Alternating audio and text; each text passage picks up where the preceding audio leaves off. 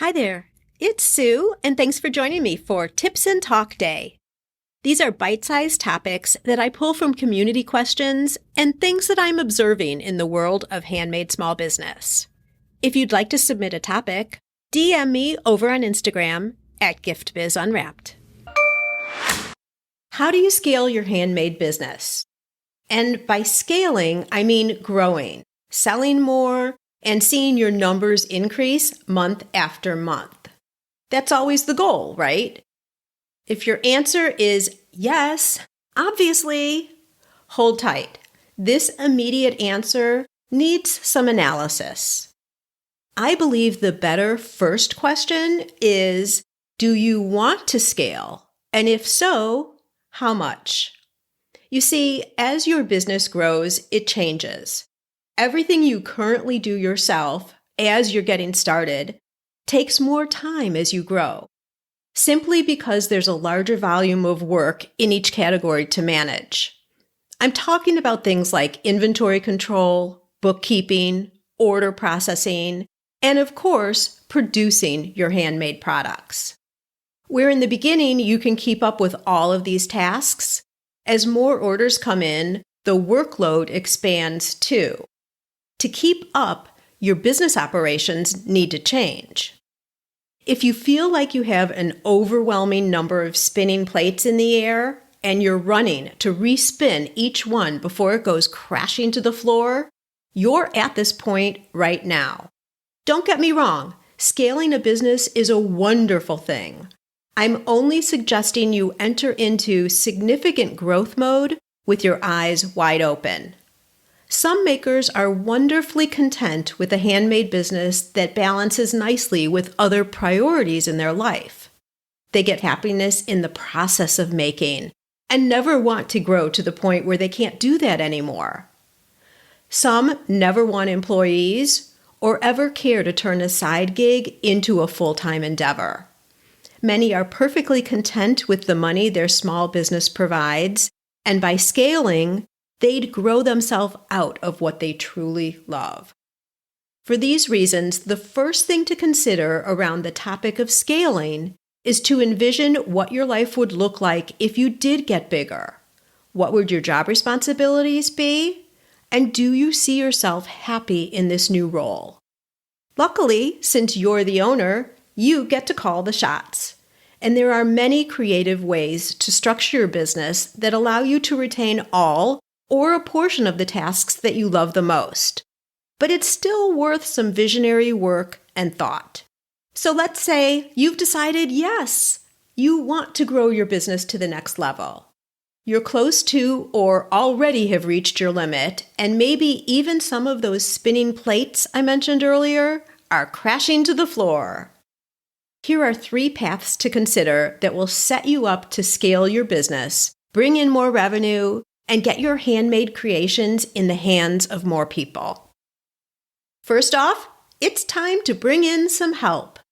This is always a huge barrier, particularly for handmade creators, because for some reason, you think that not doing it all yourself removes you from being a true handmade business. Not so. To get you comfortable with handing off responsibility to someone else, why not start with non-production tasks? These are often the ones you like the least anyway. They're important for the business to run, but not what you enjoy. Not like doing your knitting or your painting. Find someone to do your books, or write your newsletters, or research and fill out the paperwork for the craft shows you'll be participating in this year.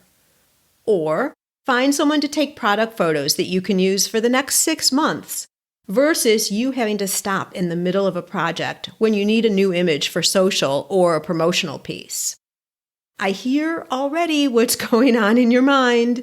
You're saying, but that takes money and I'm not comfortable spending right now. I want you to do a mental flip here. When you make an investment like this in your business, it's not money going out and just vanishing. It's money going out so more money can come in. Investing in back office help frees up more time for you to make more product. If you have more items made, you have more items to sell.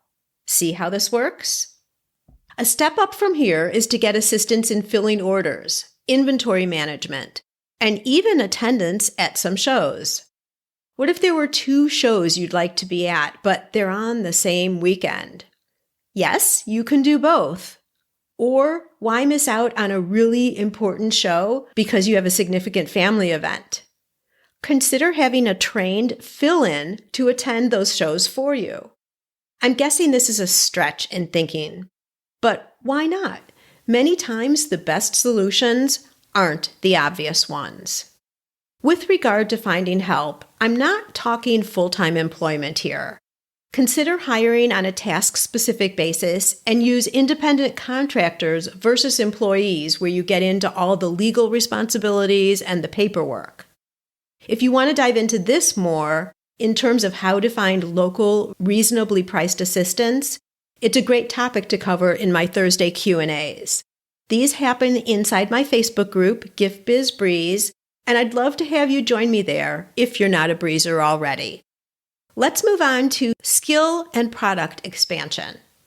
Another way to scale a handmade business is to utilize your expertise in a manner that doesn't involve more making, in the traditional sense anyway. I'm talking about conducting local workshops where you teach people to quilt or learn basic watercolor techniques. You can do this under an already established organization, like a local art institute, or find and rent space and run the class yourself, independently. Jody from J. Pavey Designs has been doing this for years, conducting knitting classes, attracting more people to an activity she loves.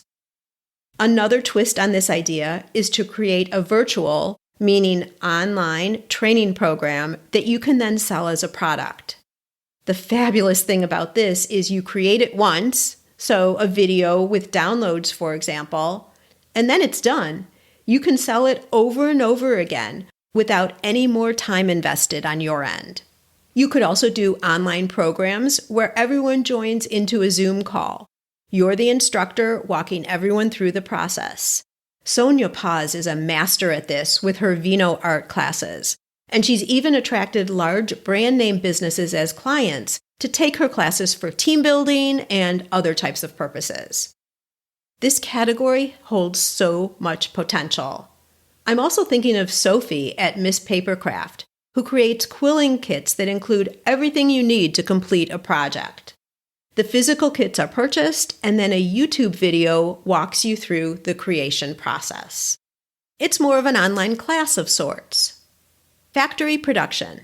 This is a third way to scale and is much more complicated and won't be applicable for many handmade creators, but it's a solid option if it makes sense. Have your product produced through a factory, either stateside or overseas. You're still the creator of the original design, and you produced the first pieces, and then the time comes to mass produce your product to fulfill the demand that's been ramped up. It may even still be handmade, just not by you. Anna from Limbo Imports does this with her amazing hammocks and hammock chairs that are made in El Salvador. And it may not even be your product directly that's produced. It may be a production piece you've jerry-rigged to make your job easier. That's what Karen at Little Pink Ladybug did, and it's since turned into her entire business. So, there you go. How to scale your handmade business. First, do some soul searching to determine the best path forward for you. Then, if you decide to scale, get help to free your time for those tasks you find less fulfilling. Expand your expertise into revenue-producing products and workshops that don't require production time. And, if it fits, consider handing over your full-time production to a third party. One of the reasons to become an entrepreneur is the freedom gained by directing your own path. That means your business should be whatever size and structure brings you the most joy. That's a wrap. I'm a get-to-the-point kind of girl, and this is what you can expect from these quick midweek sessions. Now it's your turn. Go out and fulfill that dream of yours. Share your handmade products with us. We want them, and they bring us both so much happiness.